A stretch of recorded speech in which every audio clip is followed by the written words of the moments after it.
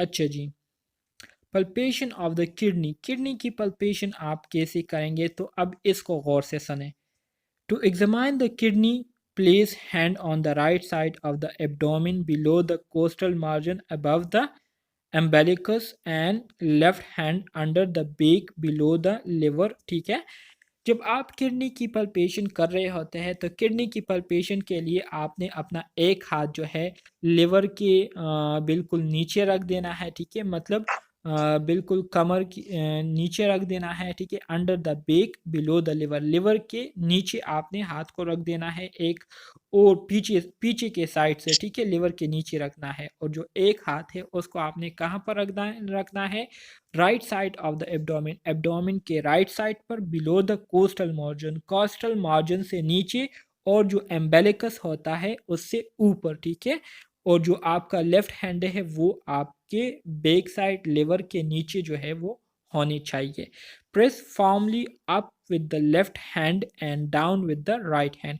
इसी तरह से आपने जो है आहिस्ता आहिस्ता जो है क्या करना है, एब्डोमेन को प्रेस करना है। लेफ्ट हैंड से जो है आपने क्या करना है, नीचे की तरफ प्रेस करना है, और इसी तरह से राइट हैंड से जो है वो नीचे से ऊपर की तरफ प्रेस करना है। तो इसी तरह से दोनों हाथों के दरमियान में आपके पास किडनी जो है वो क्या होगी, फील होंगी। So repeat on the left hand side. ठीक है, if enlarge the kidney will be palpate, अगर किडनी जो है इनलार्ज हुई हो, उसका साइज जो है एबनॉर्मली इनलार्ज हुआ हो, तो इस तरह करने से आपको लाजमी तौर पर किडनी क्या होगी, फील होगी। और जब आपको फील हो जाए तो आपने समझ जाना है कि किडनी की साइज एबनॉर्मली क्या हुई है, इनलार्ज हुई है। तो इस तरह से आप किडनी की पल्पेशन कर सकते हैं।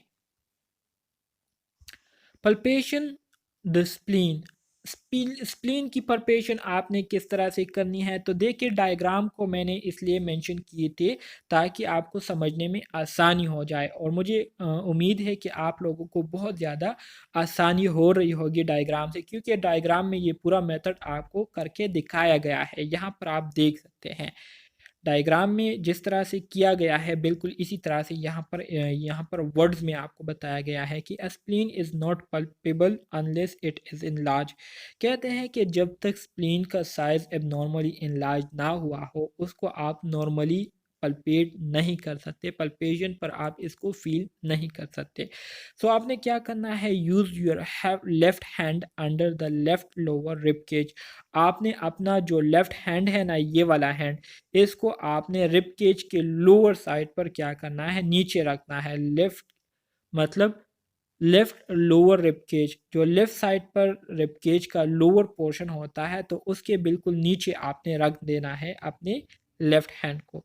Position finger tips so they point two axilla and press inward and upward. ठीक है, इसी तरह से आपने जो दूसरा हाथ है उसको आपने क्या कर देना है, पोजीशन में कर देना है। नॉर्मली उसको आपने रख देना है ताकि आप सही तरीके से क्या कर सके, पल्पेशन कर सके लेफ्ट हैंड के ज़रिए। So you can ask the patient to take a deep breath and feel again.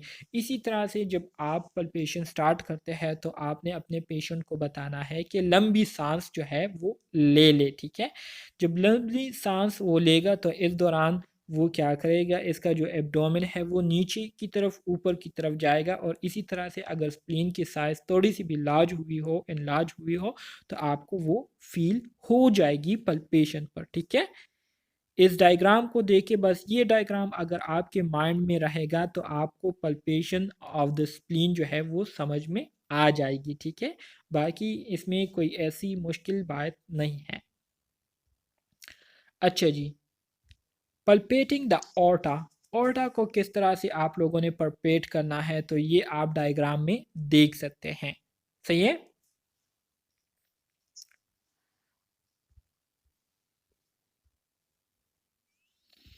Other physical assessment technique for the abdomen, इसी तरह से एब्डोमेन के असेसमेंट के लिए जो दूसरे टेक्निक, फिजिकल असेसमेंट के लिए जो दूसरे टेक्निक्स है, वो उसमें आपके पास पहले नंबर पर आता है बेलोटमेंट। बेलोटमेंट क्या है, यूजिंग बाय मैनुअल टेक्निक। बेलोटमेंट ये हमारे साथ एक बाय मैनुअल टेक्निक होता है। ठीक है, place one hand on the abdomen over mass and push inward toward the mass. ठीक है, इसमें एक हाथ जो है हम एब्डोमेन पर रखते हैं, ठीक है, मांस के ऊपर, एब्डोमिनल मांस के ऊपर रखते हैं और उसको जो है इनवर्ड टूवर्ड द मास, मास की तरफ जो है उसको हम क्या करते हैं, पुश करते हैं।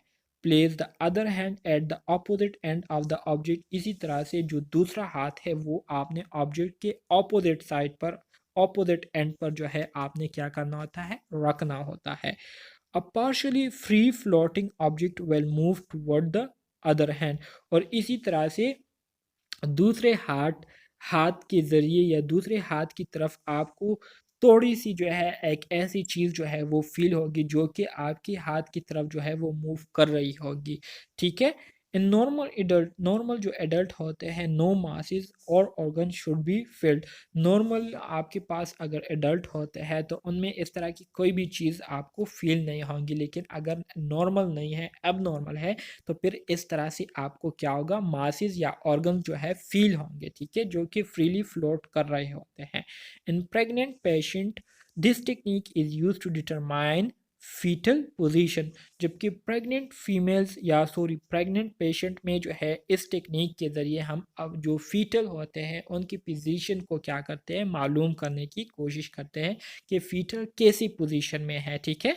तो फीटल पोजीशन को मालूम करने के लिए हम कौन सा मेथड यूज़ करते हैं, बेलॉटमेंट मेथड यूज़ करते हैं। ये भी एग्जाम में एक एमसीक्यूज़ के तौर पर आ सकता है कि फीमेल में फीटल पोजीशन को मालूम करने के लिए कौन सा मेथड हम यूज़ करते हैं, तो बेलॉटमेंट मेथड हम यूज़ करते हैं, सही है। ये डिफरेंट डायग्राम है, वन हैंड बेलॉटमेंट, ये एक हैंड बेलॉटमेंट है, ठीक है, बेलॉटमेंट मेथड है एक हाथ से जब आप करते हैं, देखिए, और जो दो हाथों से आप करते हैं तो फिर इस तरह से नीचे जो आपको डायग्राम नज़र आ रहे हैं, तो ये दोनों हाथों से बिलॉटमेंट मेथड को क्या किया गया है, परफॉर्म किया गया है, जो आपको नज़र आ रहा है। तो उम्मीद करता हूँ अब बुलेटमेंट मेथड की समझ आपको आ गई होगी।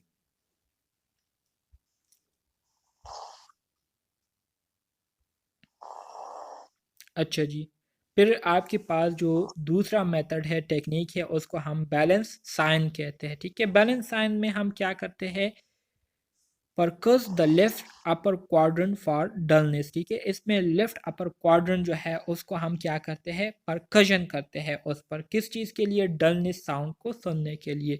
नोट टेंडरनेस, इसी दौरान हमने क्या करनी होती है, टेंडरनेस को भी नोट करनी है। जब हम परकशन कर रहे होते हैं तो परकशन के दौरान पेशेंट को पेन तो फील नहीं हो रही, ठीक है, तो इसको भी हमने नोट करना है। इसी तरह से अगर हमारे पास नॉट नॉर्मली प्रेजेंट, नॉर्मली आम तौर पर हमारे साथ जो है परकशन के दौरान किसी किस्म की टेंडरनेस जो है वो फील नहीं होती, ठीक है, लेकिन अगर कंडीशन नॉर्मल नहीं है, अब नॉर्मल है, तो फिर आपको लाजमी तौर पर टेंडरनेस जो है ये देखने को मिलेगा। Positive balance sign, positive balance sign ये आपके पास तब होगा जब पेरिटोनियल इरिटेशन और injury to the spleen, spleen में कोई इंजरी हुई हो या पेरिटोनियल इरिटेशन हुई हो, तो बैलेंस साइन जो है ये आपके पास क्या आएगा, पॉजिटिव आएगा। आपके एग्जाम में इसके हवाले से एमसीक्यूज ऐसे आ सकता है, आपसे पूछ सकते हैं कि बैलेंस साइन कब पॉजिटिव हमें मिलेगा, ठीक है। बैलेंस साइन जो है ये पॉजिटिव तब होगा जब पेरिटोनियल इरिटेशन हुई हो या जो स्प्लीन है वो इंजरी हुई हो, ठीक है, वहाँ पर इंजरी हुई हो, तो तब हमारे साथ बैलेंस साइन जो है ये क्या होगा, ये पॉजिटिव होगा। Dullness on percussion of the left upper quadrant rupture spleen, अगर आपके पास जो है लेफ्ट अपर क्वाड्रेंट पर आपके पास परकशन से डलनेस साउंड जो है वो सुनने को मिलता है, तो इससे मुराद ये है कि स्प्लीन जो है वो क्या हुआ है, रप्चर हुआ है, ठीक है। तो बैलेंस साइन हमारे पास क्या होगा, तब पॉजिटिव आएगा, ठीक है। समझ में आ रही है ना मेरी बात। इसके बाद आपके पास जो तीसरा टेक्निक है उस इसको हम मर्फी साइन कहते हैं। ये भी आपके पास्ट एग्ज़ाम में आए हुए हैं, अगर आप पास्ट पेपर्स को देखें तो आपको लाजमी तौर पर ये वर्ड जो है दिखने को मिलेगा, ठीक है। तो इसको भी आप लोग थोड़ा सा समझे। मर्फी साइन में क्या होता है, stand at right side of the patient, आपने जो है पेशेंट के राइट साइड पर खड़े हो जाना है। Palpate at the right mid clavicular line under the costal angle as the patient take a deep breath, जब पेशेंट जो है वो डीप ब्रीथ ले रहा हो, सांस ले रहा हो, ठीक है, तो आपने पेशेंट का जो राइट मिड क्लेविक्यूलर लाइन होता है, ये एक क्लेविकल है, ठीक है, तो mid क्लेविक्यूलर right mid clavicular line, ठीक है, मतलब ये निक है, ठीक है, ये निक है, ये लेफ्ट क्लेविक्यूलर लाइन है और ये राइट क्लेविक्यूलर लाइन है, ठीक है, तो राइट क्लेविक्यूलर लाइन के बिल्कुल मिड पर ये जो है इसको हम मिड क्लेविक्यूलर लाइन कहते हैं, ठीक है, तो mid clavicular line under the costal angle के बिल्कुल नीचे आपने क्या कर देना है, क्या कहते हैं, पल्पेशन कर देनी है, ठीक है, पल्पेशन करनी है, थोड़ा सा प्रेस करना है। तो इस दौरान आप क्या करेंगे, नोट पेन और रिस्ट्रिक्टेड ब्रीथिंग, आप जब पल्पेट करेंगे तो पल्पेशन के दौरान आपने नोट करना है कि पेशेंट को पेन तो नहीं हो रही, ठीक है, और सांस लेने में रिस्ट्रिक्शन तो नहीं आ रही। अगर ये आपके पास पॉजिटिव आ जाए, अगर पेशेंट को पेन हो रही है या ब्रीथिंग में रिस्ट्रिक्शन आ रही है, तो इसका मतलब ये है कि मर्फी साइन क्या होगा, पॉजिटिव होगा, और पॉजिटिव जब होगा तो इसका मतलब ये है कि कोलिसिस्टाइटिस हुआ है, ठीक है, कोलिसिस्टाइटिस हुआ है, जो कि नॉर्मली ऐसे मौजूद नहीं होता, लेकिन अब नॉर्मली ये आपके पास मौजूद होता है, ठीक है, कोलिसिस्टाइटिस फिर आपके पास प्रॉब्लम होगा, ठीक है, कोलिसिस्टाइटिस में आपके पास मर्फी साइन क्या आएगा, पॉजिटिव आएगा, ठीक है।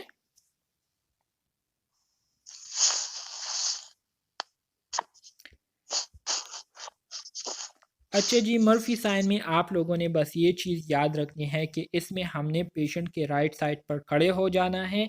राइट साइड पर खड़े होने के बाद हमने पेशेंट का जो राइट क्लेविकल होता है, उसके जो मिड क्लेविक्यूलर लाइन होता है, उसके बिल्कुल नीचे कोस्टल एंगल पर हमने क्या करनी है, पल्पेशन करनी है, और पल्पेशन भी तब करनी है जब पेशेंट डीप ब्रीथिंग कर रहा हो, डीप ब्रीथ कर रहा हो। तो इस दौरान हम जब पल्पेट करेंगे तो अगर एबनॉर्मल है पेशेंट तो पल्पेट करने से पेशेंट को पेन फील होंगी, ठीक है, और उसकी ब्रीथिंग इसमें रिस्ट्रिक्शन आएंगी, तो हमारे साथ मर्फी साइन क्या आएगा, मर्फी साइन हमारे साथ पॉजिटिव आएगा, ठीक है, पॉजिटिव हमारे साथ मर्फी साइन फिर आएगा। Abdominal sign of appendicitis, McBurney sign, McBurney sign इसमें क्या होता है, located in the right lower quadrant, McBurney point is 1/3 of the distance from anterior या interior iliac crust to the umbilicus. Perform rebound tenderness test at the point assessing for pain. Pain should not occur. Pain positive McBurney sign appendicitis. अच्छा जी, appendicitis ये वाला आप देख सकते हैं, ठीक है, यहाँ पर जो आपको नज़र आ रहा है, अपेंडिसाइटिस को मालूम करने के लिए, जिसको हम अपेंडिक्स कहते हैं, ठीक है, अपेंडिक्स में जब उसकी इन्फ्लेमेशन हो जाती है, वहाँ पर बहुत ज़्यादा इन्फ्लेमेशन हो जाती है, वो इन्फ्लेम हो जाता है, इन्फ्लेम होने की वजह से वो फिर दूसरे ऑर्गन के साथ जब टच होता है या एब्डोमिनल इंटरनल मेम्ब्रेन के साथ जब टच होता है, इनर वॉल के साथ टच होता है, तो पेन हमें फील होती है, बहुत ज़्यादा शदीद पेन फील होती है। तो ये वाला जो पोर्शन है इसको क्या कहते हैं, इस पोर्शन को इस पोर्शन पर हम क्या करते हैं, मिक बर्नी साइन को यूज़ करते हैं, किस चीज़ के लिए, अपेंडिसाइटिस की वेरिफिकेशन करने के लिए कि अपेंडिसाइटिस है या नहीं, ठीक है, 2/3 ऑफ द वे फ्रॉम एम्बेलिकस, देखिए मतलब एम्बेलिकस से तकरीबन 3 में से 2 फासला जो है, ये मतलब 2% फासले पर जो है ये मौजूद होता है, ये एरिया, ठीक है। इसमें क्या कहा गया है, इसमें कहते हैं कि मिक बर्नी साइन कहाँ पर लोकेटेड होता है, located in the right lower quadrant, R L Q से मुराद, R stand for right, L stand for lower, Q stand for quadrant, so located at the right lower quadrant, यहाँ पर देखें right lower quadrant है, McBurney point is one of the third 1/3 of the distance from the anterior iliac crest of the umbilicus. Umbilicus से मतलब 1/3 मतलब 3 में से 1 फासले पर जो है ये क्या होता है, मौजूद होता है ये area. Perform rebound tenderness test at the point assessing for pain. इसमें हम क्या करते हैं, इसमें हम क्या करते हैं, पल्पेशन करते हैं और पल्पेशन के ज़रिए अगर पेशेंट को पेन फील होती है, ठीक है, पेन फील होती है, दर्द उनको फील होता है, तो हमारे साथ जो मिक बर्नी साइन है वो क्या होगा, पॉजिटिव होगा। और पॉजिटिव का मतलब ये है कि अपेंडिसाइटिस हुआ है, जो अपेंडिक्स है वहाँ पर इन्फ्लेमेशन हुई है, तो ये आपके पास क्या होगा, मिक बर्नी साइन कहलाएगा। सही है। मिक बर्नी साइन हम किस चीज़ के लिए यूज़ करते हैं, अपेंडिसाइटिस के लिए यूज़ करते हैं। अपेंडिसाइटिस की आइडेंटिफिकेशन, एग्जामिनेशन या क्या कहते हैं, डायग्नोसिस के लिए हम यूज़ करते हैं। Obturator muscle test. Obturator muscle test क्या है, इसको समझना भी बहुत ज़्यादा ज़रूरी है आप स्टूडेंट्स के लिए। ये नाम जो है आप लोगों ने याद कर लेने हैं, ठीक है, और इसके साथ साथ ये भी याद करना है कि कौन से टेस्ट किस मकसद के लिए हम यूज़ करते हैं। तो ऑब्टुरेटर मसल टेस्ट, इसको करने का जो बेसिक पर्पस होता है वो रप्चर अपेंडिक्स और जो पेल्विक एब्सेस होता है उसको डायग्नोस करने के लिए हम ऑब्टुरेटर मसल टेस्ट क्या करते हैं, यूज़ करते हैं, टेस्ट करते हैं, ठीक है। आप लोगों ने याद रखना है ये बात कि ऑब्टुरेटर मसल टेस्ट हम किस मकसद के लिए करते हैं, रप्चर अपेंडिक्स या पेल्विक एब्सेस जो है उसको डायग्नोस करने के लिए ऑब्टुरेटर मसल टेस्ट जो है ये हमें क्या करती है, हेल्प देती है। So obturator muscle test help diagnose rupture appendix और pelvic abscess. Patient lies supine and flexes right leg at hip and knee, ठीक है। अच्छा जी, ऑब्टुरेटर मसल टेस्ट के लिए हमारे साथ जो टेक्निक होता है, ये टेस्ट हम कैसे करते हैं, तो इसमें सबसे पहले हम अपने पेशेंट को जो है सुपाइन लेटा देते हैं, बिल्कुल सीधा जो है उसको हम क्या कर लेते हैं, लेटा देते हैं। इसी तरह से flexes right leg at hip and knee, इसी तरह से उनका जो राइट लेग होता है, ठीक है, तो उसको हम क्या कर लेते हैं, फ्लेक्स कर लेते हैं, थोड़ा सा उसको हम क्या कर लेते हैं, बेंड कर लेते हैं, ठीक है, हिप साइड और नी साइड पर।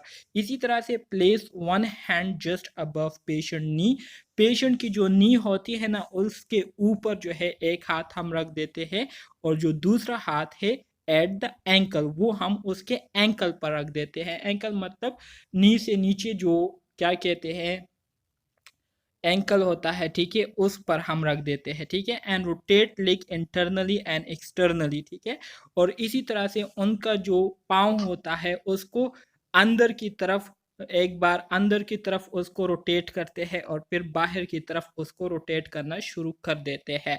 सो इस दौरान अगर पेशेंट को किसी किस्म की पेन होती है, ठीक है, तो हमें पता चल जाएगा कि पेशेंट को प्रॉब्लम है। So pain should not occur in hypogastric region. So अगर नॉर्मल कंडीशन है तो हाइपोगैस्ट्रिक रीजन में उनको किसी किस्म की पेन जो है वो नहीं होनी चाहिए। लेकिन अगर पेशेंट को जो है इस तरह से काम करने से हमें, हमारे जो पेशेंट हैं उनको पेन होती है, मतलब पेशेंट के जो लेग है उसको इंटरनली और एक्सटर्नली अंदर की तरफ और बाहर की तरफ रोटेट करने से अगर उनको पेन महसूस होती है, ठीक है, तो ऑब्टुरेटर मसल टेस्ट हमारे साथ क्या आएगा, पॉजिटिव आएगा, ठीक है। So irritation of obturator muscles which may be caused by the rupture of appendix और पेल्विक एब्सेस। सो जब पेन पेशेंट को फील होता है तो इससे आप लोगों ने ये समझ जाना है कि पेशेंट का जो अपेंडिक्स है वो रप्चर हुआ है या पेल्विक एब्सेस मतलब पेल्विक रीजन में क्या हुई है, एक्यूमुलेशन ऑफ फ्लूइड जो है वो जमा हुआ है, जिसकी वजह से पेशेंट को शदीद पेन होंगी। तो इस टॉपिक में आप लोगों ने 2 बातें याद रखनी है। एक बात ये है कि ऑब्टुरेटर मसल टेस्ट हम किस मकसद के लिए करते हैं, अपेंडिक्स, रप्चर अपेंडिक्स को डायग्नोस करने के लिए या पेल्विक एब्सेस को डायग्नोस करने के लिए हम करते हैं। इसमें हम क्या करते हैं, इसका तरीका भी मैं आपको बताता हूँ। इसमें सबसे पहले आपने पेशेंट को सुपाइन लिटा देना है, ठीक है, फिर उसके जो राइट लेग है, ठीक है, उसको हिप और नी साइड पर थोड़ा सा फ्लेक्स कर देना है।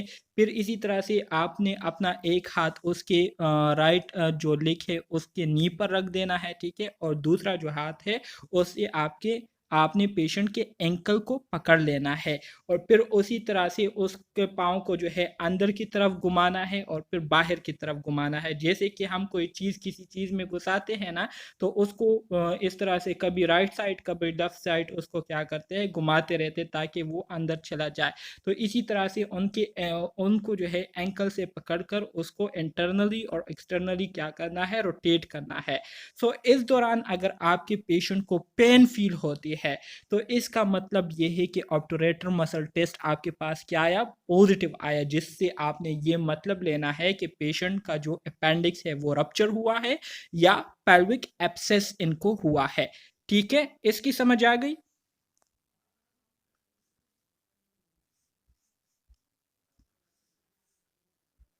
देखिए, ये आप देख सकते हैं ऑब्टूरेटर मसल टेस्ट, मैंने यहाँ पर डायग्राम भी दिया हुआ है।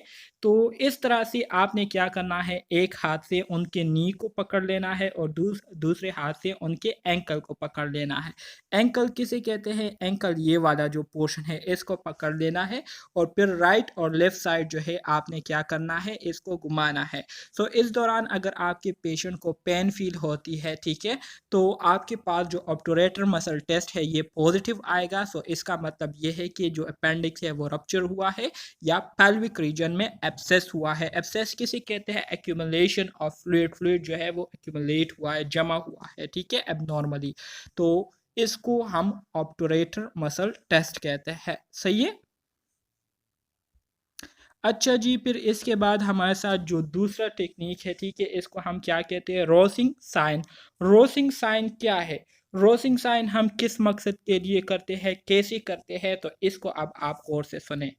assesses peritoneal inflammation caused by appendicitis। appendicitis की वजह से पेरिटोनियल इन्फ्लेमेशन जो हुई होती है, तो उसको एसेस करने के लिए हम जो टेक्निक यूज़ करते हैं उसको हम रोसिंग साइन कहते हैं। ठीक है, रोसिंग साइन ये आप लोगों ने याद रखना है।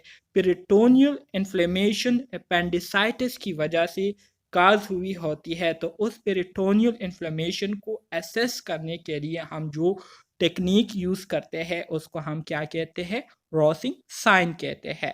अब ये रोसिंग साइन हम किस तरह से परफॉर्म करते हैं, इसमें आपने क्या करना होता है, place your hand and lower lumbar, sorry ये क्या है, sorry left lower quadrant, left lower quadrant में आपने अपना एक हाथ रख देना है। ठीक है, एल एल क्यू से क्या मुराद है, one L stand for left, another stand for lower and Q stand for quadrant.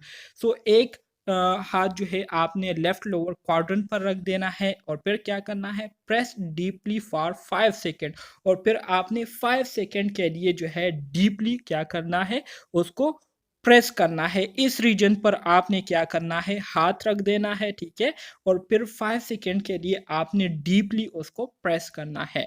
So pain should not अकर। सो अगर कंडीशन नॉर्मल है तो ऐसी कंडीशन में पेशेंट को पेन फील नहीं होंगी, ठीक है। लेकिन अगर राइट लोअर क्वाड्रेंट में पेन जो है पेशेंट को फील होती है, यहाँ पर पेशेंट को पेन फील होती है यहाँ पर, ठीक है, तो आपके पास रोविंग साइन क्या आएगा, पॉजिटिव आएगा, जिसका मतलब यह है कि अपेंडिसाइटिस है, अपेंडिक्स जो है वो इन्फ्लेम हुआ है और पेरिटोनियल इरिटेशन जो है वो पेशेंट को क्या हो रही है, फील हो रही है।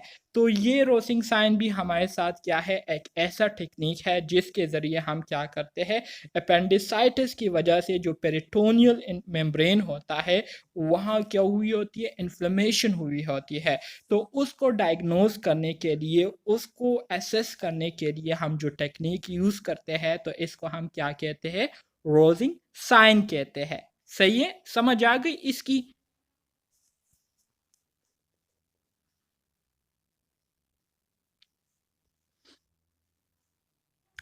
अच्छा जी, मज़ीद आगे बढ़ते हैं।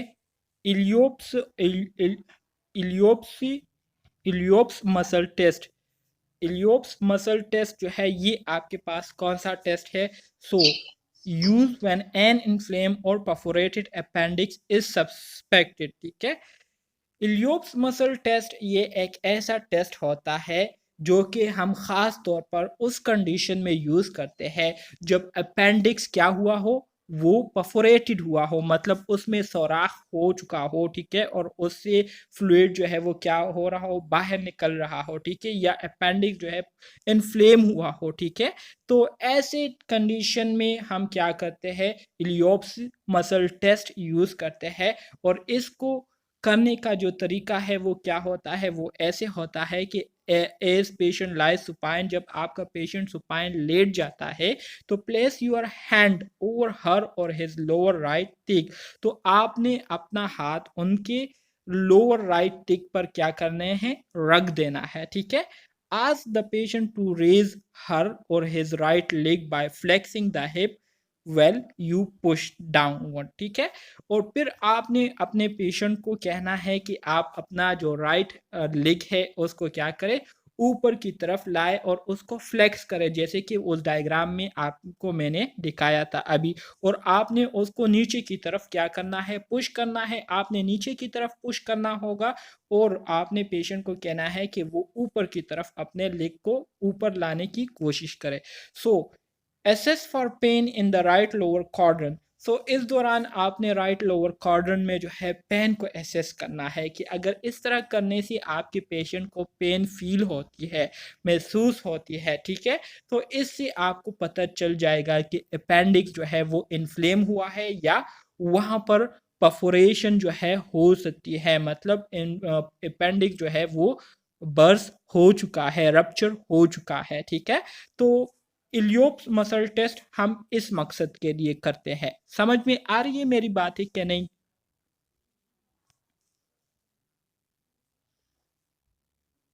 आज बहुत ज़्यादा खामोशी है, स्टूडेंट्स रिस्पॉन्स नहीं दे रहे, ये क्यों, क्या बात है? नींद आई हुई है आज के नहीं?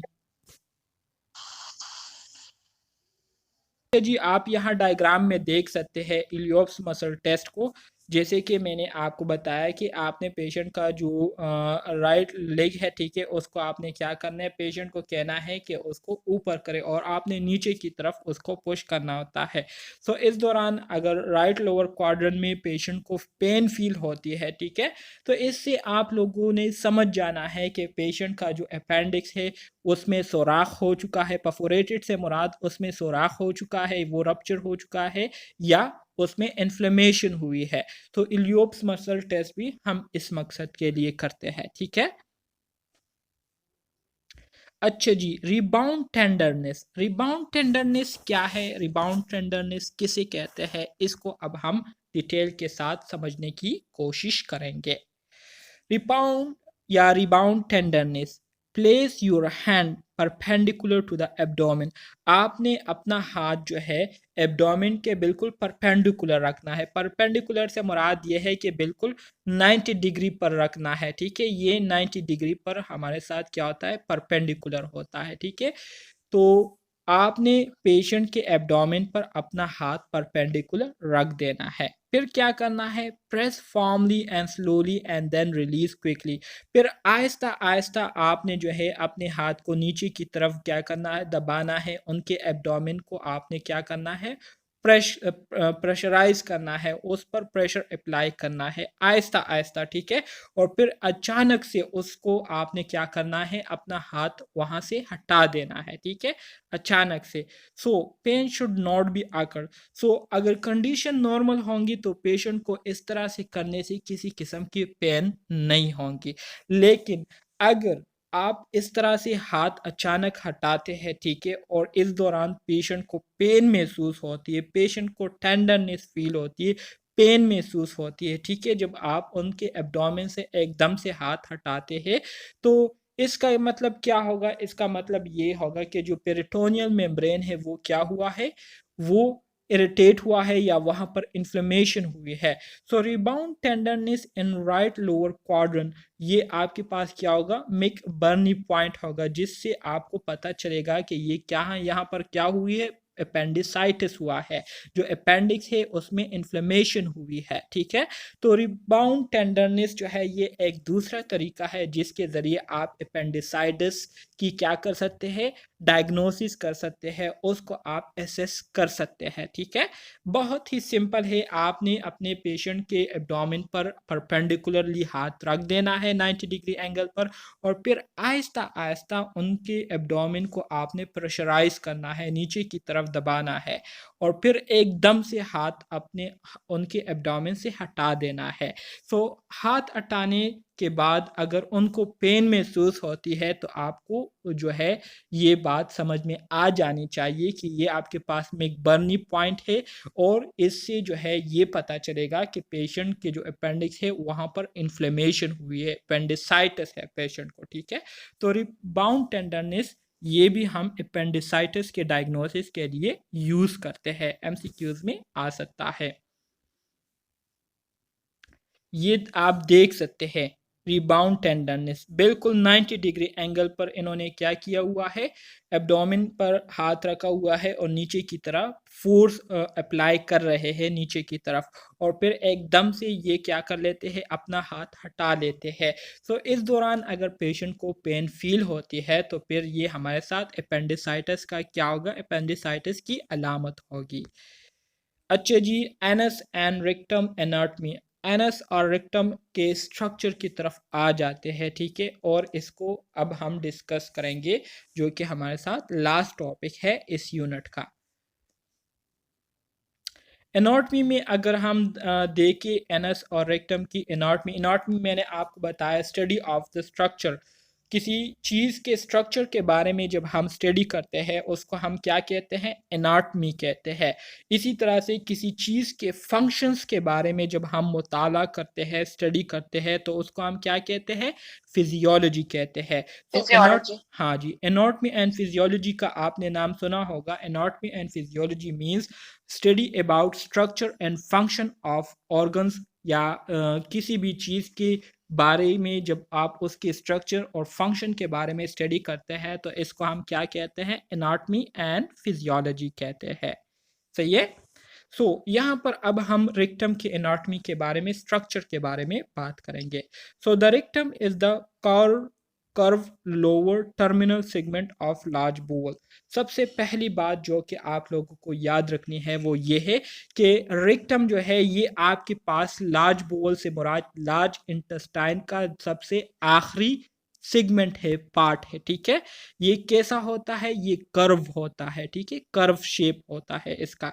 It is about 12 centimetre long and run along the concavity of the sacrum. ठीक है, इसकी अगर आप लेंथ की बात करें तो इसकी लेंथ कितनी होती है, 12 सेंटीमीटर लॉन्ग होती है। ठीक है, और इसी तरह से कंकेविटी ऑफ द सेक्रम, सेक्रम की जो कंकेविटी होती है वो उसमें जो है इसका जो एरिया होता है, पोर्शन होता है, वो आता है।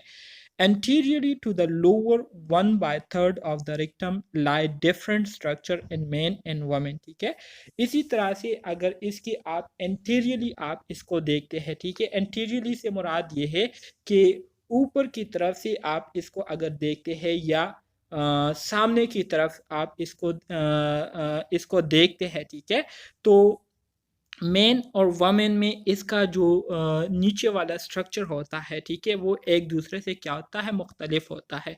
मेन में इसका डिफरेंट स्ट्रक्चर होता है, वमेन में इसका डिफरेंट स्ट्रक्चर होता है। तो ये एक सिंपल 2-3 पॉइंट्स थे रेक्टम के एनाटमी के हवाले से जो कि आप लोगों को याद होने चाहिए। इसका शेप कर्व होता है। ठीक है, ये हमारे साथ लार्ज इंटेस्टाइन का टर्मिनल सेगमेंट है। टर्मिनल से मुराद लास्ट पार्ट है। इसकी लंबाई 12 सेंटीमीटर लॉन्ग होती है। ठीक है, और वमेन और मेन में इसका जो एंटीरियर लोअर पोर्शन होता है वो तकरीबन 20 to 25% जो है एक दूसरे से क्या होती है, मुख्तलिफ होती है। सही है। Yes sir. अच्छा जी, अब आ जाते हैं हिस्ट्री के बारे में हम बात करेंगे, और यस सर। इसको डिस्कस करेंगे कि रेक्टम एनस के हवाले से हम जब पेशेंट से हिस्ट्री लेते हैं, डेटा कलेक्ट करते हैं, तो डेटा में हम किन किन चीज़ों के बारे में हम उनसे पूछते हैं। तो सबसे पहले हमारे पास सब्जेक्टिव डेटा आता है जिसमें पेशेंट ने हमें बताना होता है कि पेशेंट को क्या प्रॉब्लम है। सो सब्जेक्टिव कंप्लेंट में क्या होता है, करंट सिम्टम्स, ठीक है, करंट सिम्टम्स हम देखते हैं कि पेशेंट को एनल इचिंग तो नहीं हो रही, डायरिया तो नहीं हो रहा, पेन तो नहीं हो रही, स्वेलिंग तो नहीं हो रही, या प्री एनल डिस्चार्ज तो नहीं हो रही, ठीक है। तो ये सारी चीज़ें हम क्या करते हैं, पेशेंट से पूछते हैं, पेशेंट हमें इन चीज़ों के हवाले से डेटा प्रोवाइड करते हैं। फिर क्या करते हैं, फॉर फीकल इनकॉन्टिनेंस, ठीक है, फीकल इनकॉन्टिनेंस के लिए हम उनसे पूछते हैं extent and frequency of faecal leakage. हम उनसे पूछते हैं कि पर डे के लिहाज से या पर वीक के लिहाज से कितना टाइम आप जो है बड़ा पेशाब करते हैं, ठीक है, उसकी फ्रीक्वेंसी क्या होती है, पर डे के लिहाज से आप कितना करते हैं, अगर डायरिया है तो पर डे आप कितने टाइम जो है वॉशरूम यूज़ करते हैं, ठीक है। इसी तरह से इनवॉलेंट्री बोवल मूवमेंट के हवाले से हम उनसे पूछते हैं जो कि ज़्यादातर डायरिया में हमें देखने को मिलती है। इसके अलावा हेमोराइड्स के लिए जो है हम उनसे पूछते हैं, ठीक है, कि ब्लीडिंग और थ्रोम्बोसिस, किसी किस्म की ब्लीडिंग या थ्रोम्बोसिस तो नहीं हुई है, ठीक है। थ्रोम्बोसिस से मुराद ये है कि किसी किस्म की ब्लॉकेज तो नहीं हुई है, फ्रीक्वेंसी, उसकी फ्रीक्वेंसी के हवाले से अगर ब्लीडिंग हो रही है तो उसकी फ्रीक्वेंसी के हवाले से हम उनसे पूछते हैं कितनी शिद्दत से ब्लीडिंग होती है जब आप एलिमिनेशन कर रहे होते हैं, ठीक है।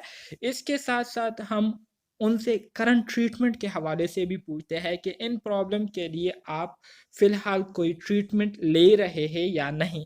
अगर वो आपको कहते हैं कि जी ले रहे हैं, तो आपने उनसे पूछना है कि किस टाइप की ट्रीटमेंट आप ले रहे हैं, कितने टाइम से आप इस ट्रीटमेंट को ले रहे हैं, इसी तरह से इससे आप पर क्या असर पड़ा है या इसके साइड इफ़ेक्ट जो है वो क्या है, आप किस तरह से फ़ील कर रहे हैं इन मेडिकेशन की वजह से।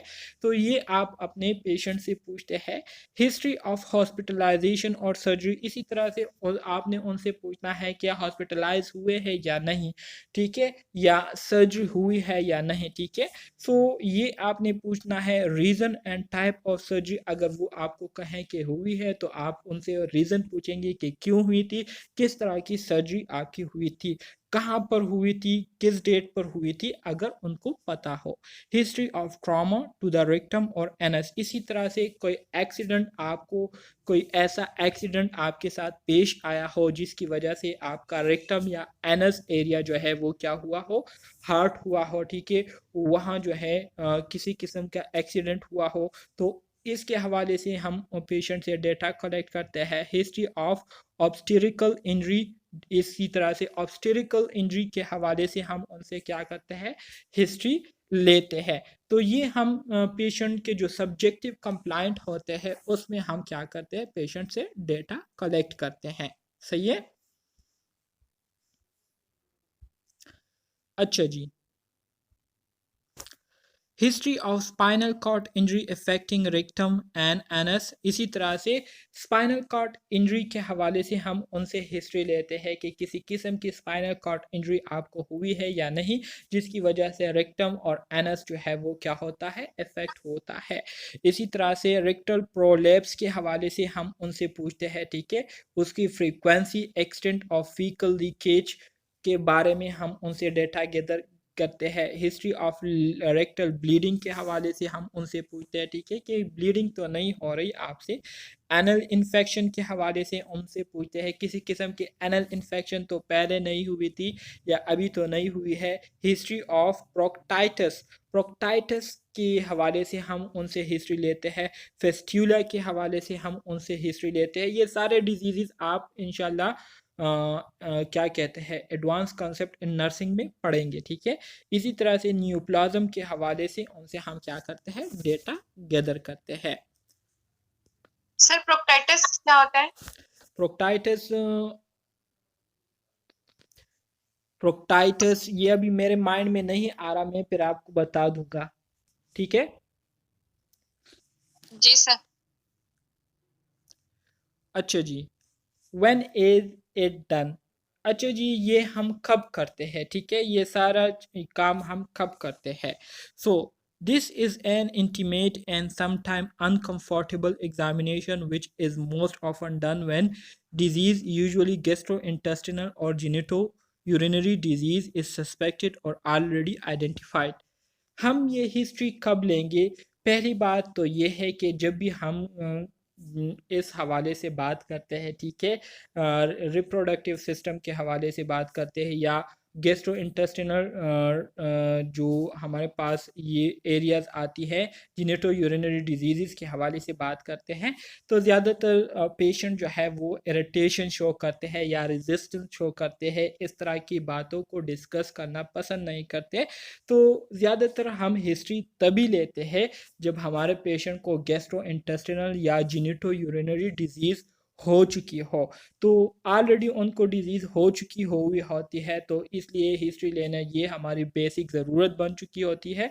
तो ऐसी कंडीशन में फिर हम मुख्तलिफ़ टेक्निक्स को यूज़ करते हुए, मुख्तलिफ़ स्किल्स को यूज़ करते हुए हम अपने क्लाइंट को क्या करते हैं, प्रिपेयर करते हैं मेंटली तौर पर इस तरह के इंटरव्यूज़ के लिए, और फिर हम उनसे क्या करते हैं, इसके हवाले से सवालात करते हैं।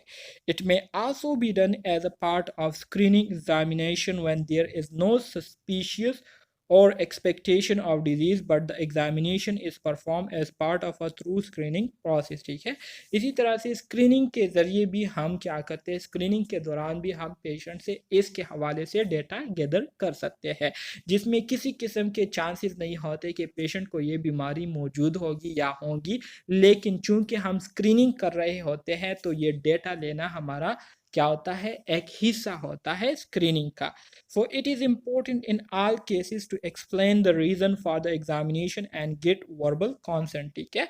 सो जब भी हम इस तरह के जो हमारे साथ क्रिटिकल टॉपिक्स होते हैं, या क्या कहते हैं इसको, जब भी हम प्राइवेट चीज़ों के बारे में अपने क्लाइंट से बात करते हैं, तो डायरेक्ट हमने अपने पेशेंट के साथ डिस्कशन शुरू नहीं करनी, बल्कि उनके साथ पहले हमने क्या करनी है, थेरेप्यूटिक रिलेशनशिप कायम करनी है, उनके साथ जो है हमने डिस्कशन करनी है, उनका माइंड जो है वो बनाना है इन चीज़ों के हवाले से, ठीक है। और फिर आप बाकायदा से उनसे एक इन्फॉर्म कॉन्सेंट लेते हैं, उनसे इजाज़तनामा लेते हैं, और उसके बाद जो है आप अपने पेशेंट के साथ ये सारी चीज़ें, इन सारी चीज़ों के हवाले से डिस्कशन कर सकते हैं, ठीक है। अच्छा जी, सबसे पहला काम हमारा क्या होता है एनएस और रेक्टम असेसमेंट में, ठीक है। तो पहला काम हमारा इंस्पेक्शन होता है। सो इंस्पेक्ट पेरी एनल टिश्यूज और सेक्रोकोजियल एरिया बाय रिट्रैक्टिंग बटक्स, ठीक है। पेशेंट के बटक्स को रिट्रैक्ट करते हुए हमने पेरी एनल टिश्यूज को या सेक्रोकोजियल एरिया को हमने क्या करना है, ऑब्जर्व करना है, देखना है, ठीक है। इसी तरह से look for skin characteristics, lesion, haemorrhoid, ulcer और इन्फ्लेमेशन। और इसी तरह से इंस्पेक्शन के दौरान हमने स्किन में क्या क्या चीज़ें देखनी है, देखना है कि किसी किस्म की लीजन, हेमोराइड तो पेशेंट को नहीं हुई, किसी किस्म का अल्सर या इन्फ्लेमेशन तो इस एरिया में मौजूद नहीं है। पोजीशन आपने क्या करनी है पेशेंट की, so side lying is prefer और lithotomy if genitalia examine in female, और standing with upper body resting on the table for men, ठीक है। अगर आपके वैसे जो इसकी पोजीशन होती है एमसीक्यूज में, इस तरह के ज़्यादातर एग्जाम में एमसीक्यूज आते हैं पोजीशन के हवाले से, ठीक है। सो पोजीशन में हम क्या करते हैं, जब हम असेसमेंट कर रहे होते हैं, इंस्पेक्शन कर रहे होते हैं, तो हमने अपने पेशेंट को साइड पर जो है उसको साइड पर लेटा देना है, जिसको हम लिथोटोमी पोजीशन भी कहते हैं, ठीक है। अगर आपके पास फीमेल आई है, ठीक है, फीमेल की एग्जामिनेशन आप कर रहे हैं, तो उनको आप लिथोटोमी पोजीशन में कर सकते हैं। और अगर मेल नर्स है, ठीक है, मेल आए है पेशेंट, तो उनको जो है आपने उनको टेबल पर बिठा देना है, और इसी तरह से उनकी आप स्टैंडिंग पोजीशन में जो है आप उनकी एग्जामिनेशन कर सकते हैं। एक्सकोरिएशन या पिगमेंटेशन, एक्सकोरिएशन पिगमेंटेशन मतलब स्किन कलर वगैरह आपने देखना है वहाँ पर, ठीक है। जो कलर होता है उससे भी आपको डेटा मिल सकता है। Ask client it beer down prolapse of rectum और हेमोराइड, इसी तरह से आप अपने पेशेंट को कह सकते हैं अगर वो थोड़ा-सा नीचे हो सकते हैं, ठीक है? तो उससे जो रेक्टम है उसकी अच्छी तरह से इंस्पेक्शन हो सकती है और हेमोराइड को आप इंस्पेक्ट कर सकते हैं। तो मुख्तलिफ पोजीशन है इसकी असेसमेंट के लिए जो कि आप देख सकते हैं। अच्छा जी, इसके बाद जो दूसरा हमारे साथ मेथड है वो है पल्पेशन, ठीक है? दूसरा जो टेक्निक है वो है पल्पेशन। पल्पेशन में हम क्या करेंगे, सराउंडिंग टिश्यू फॉर लम्प्स और टेंडरनेस। जो एरिया होता है रेक्टम एनस के इर्द गिर्द का जो एरिया होता है, तो उसको हमने क्या करना होता है, पल्पेट करना होता है। क्यों? वहाँ पर लम्प्स या टेंडरनेस को आइडेंटिफाई करने के लिए। पर rectal examination anal sphincter tone grips, ठीक है? इसी तरह से पर रेक्टल एग्जामिनेशन हम करते हैं एनल स्पेंक्टर हो गए, ठीक है? एनल स्पेंक्टर ये वो मसल होते हैं जो कि अंडर वॉलेंट्री कंट्रोल होता है, ठीक है? वॉलेंट्री कंट्रोल में मतलब ह्यूमन कंट्रोल में होता है, ठीक है? सो इसको हमने देखना होता है, इसकी चेकअप हमने करनी होती है। रेक्टल वाल हो गए उसको चेक करने होते हैं, इरेगुलरिटी देखनी है कि किसी किस्म की इरेगुलरिटी वहाँ पर है या नहीं, टेंडरनेस हमने देखनी है, ठीक है? नोड्यूलर लीजन, ये सारी चीज़ें हमने पल्पेशन के दौरान नोट करने होते हैं। इसी तरह से prostate gland round heart shape, prostate gland को हमने देखना है, ठीक है, कि वो राउंड है या राउंड शेप में है या हार्ट शेप में है। इसके अलावा 2.5 से लेकर 4 सेंटीमीटर तक इसकी जो है क्या होती है, लेंथ होती है प्रोस्टेट ग्लैंड की। वैसे नॉर्मली हमारे पास ये फर्म होता है, फर्म मतलब रफ, फर्म मतलब नरम होता है। नॉन टेंडरनेस, किसी किस्म की पेन नॉर्मली हमें फील नहीं होती। Palpebral on anterior rectal wall, और इसी तरह से जब हम पल्पेशन करते हैं एंटीरियर रेक्टल वॉल पर तो ये प्रोस्टेट ग्लैंड जो है हमें फील होती है पल्पेशन से, ठीक है? So observe faecal matter on glove finger for colour, ठीक है? इसी तरह से आपने ग्लव पहनकर जो फीकल मेटल्स है मैटर है उसको देखना है, उसके कलर को देखना है, कंसिस्टेंसी को देखनी है, और देखना है कि किसी किस्म का ब्लड तो उसमें मौजूद नहीं है, ठीक है? तो ये कुछ मेथड है जो कि आप लोगों को इसके बारे में पता होना चाहिए। वैसे तो आप लोगों को पता भी होगा, ठीक है, और आप लोगों ने एक्सपीरियंस भी किया होगा, पेशेंट्स को चेक भी किया होगा, लेकिन ये वही तमाम बातें जो कि ऑलरेडी आप लोग कर चुके हैं, पेशेंट को चेक कर चुके हैं। सो इंडिकेशन फॉर रेक्टल अच्छा जी, rectal examination. So indication for renal examination, जब रेनल एग्जामिनेशन हम कर लेते हैं तो एग्जामिनेशन के दौरान वो कौन सी चीज़ें हैं जिसको हम नोट करके उसके बेस पर हम डायग्नोसिस कर सकते हैं। सो असेसमेंट ऑफ द प्रोस्टेट, जब हम प्रोस्टेट की असेसमेंट कर रहे होते हैं, प्रोस्टेट ग्लैंड की बात हो रही है, ठीक है? जब प्रोस्टेट ग्लैंड की असेसमेंट हम कर रहे होते हैं तो ज़ाहिरी बात है अगर जो आउटफ्लो है, ठीक है, पेशेंट की जो आउटफ्लो है, यूरिन है, वो पास नहीं हो रही, ठीक है, वो सही तरीके से पास नहीं हो रही, वहाँ पर ऑब्स्ट्रक्शन आ रही है, ठीक है? तो इससे क्या होगा, when there has been rectal bleeding period to proctoscopy या सिग्मोइडोस्कोपी या कोलोनोस्कोपी, ठीक है? तो इसके लिए हम क्या करते हैं, इसके लिए हम ये मतलब प्रोस्टेट के लिए हम क्या करते हैं, प्रोस्टेट असेसमेंट हम तब करेंगे जब आउटफ्लो में ऑब्स्ट्रक्शन आ रही हो, ठीक है, यूरिन सही तरीके से पास नहीं हो रही हो, ठीक है, आउटफ्लो जो है वो ब्लॉकेज वहाँ पर आई हुई हो। तो ऐसे कंडीशन में हमने प्रोस्टेट के लिए क्या करनी है, रेनल एग्जामिनेशन करनी है, सॉरी रेनल नहीं, रेक्टल एग्जामिनेशन करनी है, ठीक है? इसी तरह से अगर रेक्टल ब्लीडिंग हो रही है, ठीक है, तो रेक्टल ब्लीडिंग के लिए फिर हम क्या करते हैं, प्रोक्टोस्कोपी करते हैं, सिग्मोइडोस्कोपी करते हैं, जिसमें हम सिग्मोइड जो पोर्शन है, ठीक है, लार्ज इंटेस्टाइन का, उसको हम देखते हैं। इसी तरह से कोलोनोस्कोपी करते हैं। इसी तरह से अगर कॉन्स्टिपेशन हो रही है तो कॉन्स्टिपेशन के लिए भी हम करते हैं, ठीक है, change of bowel habits, bowel habits में चेंजेस आए हुई हो, पहले आप मतलब वीक में जो है 3-4 टाइम जो है आप बाथरूम करते थे, ठीक है, एलिमिनेशन करते थे, लेकिन अब जो है वीक में एक टाइम होता है या 2 टाइम से कम होता है, तो इसका मतलब ये है कि आपको कंस्टिपेशन हुई है। तो इसके लिए भी फिर हम क्या करते हैं, रेक्टल एग्जामिनेशन करते हैं। प्रॉब्लम विद यूरिनरी और फीकल कॉन्टिनेंस, ठीक है, यूरिनरी या फीकल कॉन्टिनेंस में प्रॉब्लम हो, ठीक है, सही तरीके से पेशाब नहीं हो रही, ठीक है, एलिमिनेशन नहीं हो रहा, प्रॉब्लम उसमें आ रही है, ठीक है, तो उसके लिए हम रेक्टल एग्जामिनेशन करते हैं। इन exceptional circumstances to detect uterus and cervix when vaginal examination is not possible। जब vaginal examination possible ना हो तो ऐसे बाज़ औक़ात हम क्या करते हैं, फिर यूट्रस और सर्विक्स की क्या करते हैं, इंस्पेक्शन करते हैं, उसकी हम एग्जामिनेशन करते हैं। सही है, तो ये आपको वो कंडीशन बताए गए हैं जिसके बाद आप इन टेक्निक्स को यूज़ कर सकते हैं, पेशेंट पर अप्लाई कर सकते हैं, ठीक है। तो ये मुख्तलिफ टेक्निक है, आप डायग्राम में देख सकते हैं, जिसके ज़रिए हम क्या कर सकते हैं, कॉलोनोस्कोपी कर सकते हैं, सिग्मोइडोस्कोपी कर सकते हैं या प्रोक्टोस्कोपी कर सकते हैं, ठीक है। Examination of the prostate gland की एग्जामिनेशन हम कैसे करेंगे। सो नॉर्मली जो प्रोस्टेट साइज होता है वो कितना होता है, 3.5 सेंटीमीटर वाइड होता है, protruding about 1 centimetre in the lumen of the rectum, जो कि तकरीबन 1 सेंटीमीटर जो है रेक्टम का जो ल्यूमन होता है, मेम्ब्रेन होता है, उसमें प्रोट्रूड हुआ होता है, निकला हुआ होता है, ठीक है, बाहर की तरफ निकला हुआ होता है।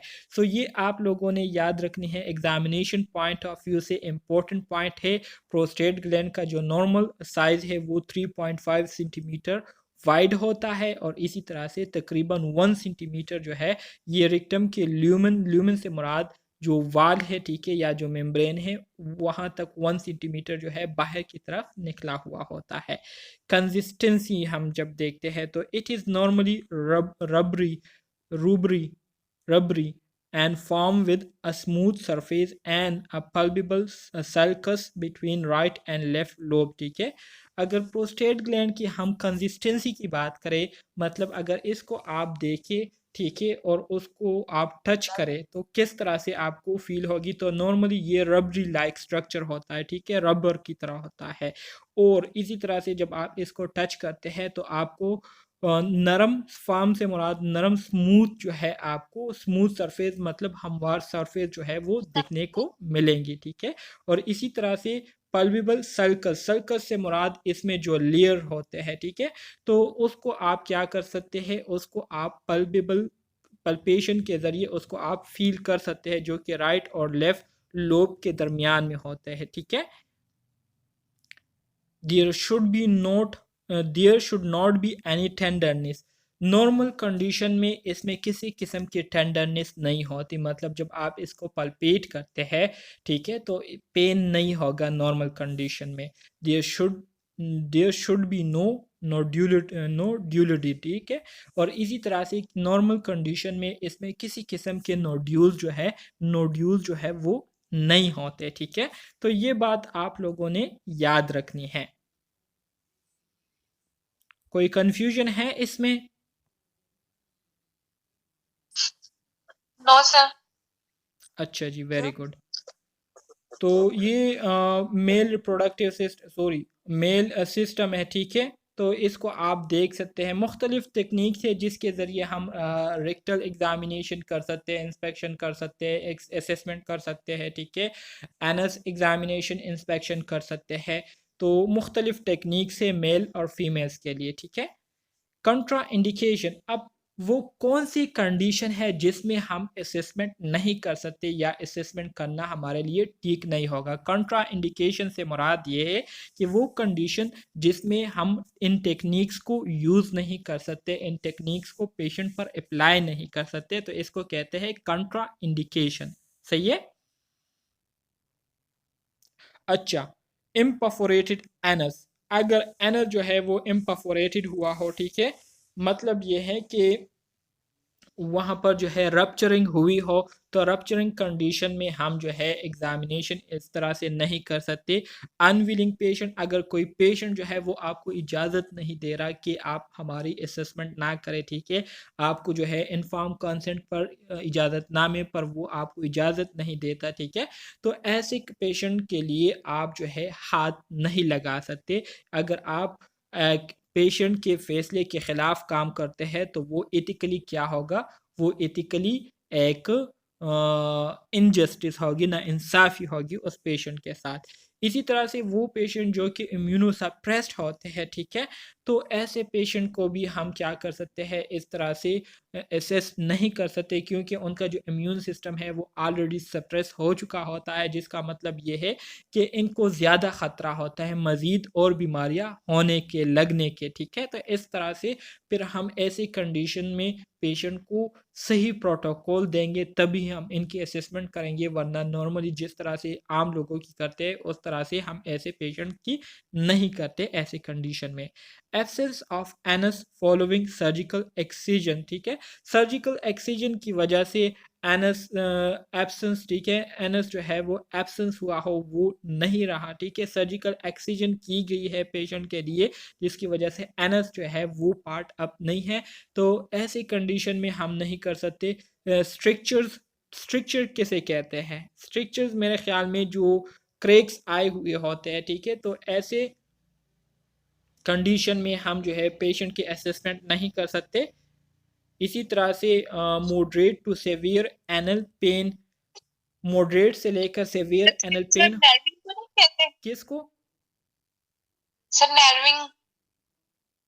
नेरविंग स्ट्रिक्चर्स, जी सर। नेरविंग ज़रा मतलब ज़रा आप क्लियर करके बताएं, मुझे आपकी बात की समझ नहीं आई। सर वो जिस तरह से तंग हो जाता है। हाँ हाँ बिल्कुल, स्ट्रिक्चर्स, एक और वो तो नेरोविंग होता है ना, स्ट्रिक्चर्स, स्ट्रिक्चर्स मतलब यहाँ पर स्ट्रिक्चर से आप क्रेक्स ले सकते हैं, मतलब क्रेक्स आए हुए होते हैं, अक्सर औकात आ जाते हैं किसी वजह से, इन्फेक्शन की वजह से, तो उसको भी आप ले सकते हैं स्ट्रिक्चर। वो तो कंस्ट्रिक्ट स्ट्रक्चर होते हैं, जैसे वो जो कंस्ट्रिक्ट होता है उसको हम नेरो कहते हैं, ठीक है, स्ट्रिक्चर मतलब क्रेक्स आना, स्किन में क्रेक्स आ जाते हैं। स्ट्रक्चर जैसे वो बर्न के बाद भी बन जाते हैं ना, स्किन ऐसे इकट्ठी हो जाती है और स्कार टाइप इस तरह का बन बिल्कुल जाता है। बिल्कुल वही कंडीशन। अच्छा अच्छा। हाँ जी, और जो नेरो के लिए है, तो नेरो के लिए मतलब जो दूसरा टर्म आता है उसको हम कंस्ट्रिक्ट कहते हैं, कंस्ट्रिक्ट होना, सिकुड़ जाना, नेरो हो जाना। इसी तरह से moderate to severe anal pain हो रही हो तो तब भी हम पेशेंट की असेसमेंट नहीं कर सकते। इसी तरह से प्रोलेप्स, थ्रोम्बोस, इंटरनल हेमोराइड हुए हो, ठीक है, और इसी तरह से वहाँ पर थ्रोम्बोसिस हुए हो, ब्लड क्लॉट हुए हो, तो ऐसी कंडीशन में भी हम क्या नहीं कर सकते, पेशेंट की renal exam sorry rectal examination जो है वो हम नहीं कर सकते। अच्छा जी, तो ये था आपका यूनिट नंबर 6 जो कि हमने आज कंप्लीट कर लिया है। अगर कोई क्वेश्चन है तो आप पूछ सकते हैं।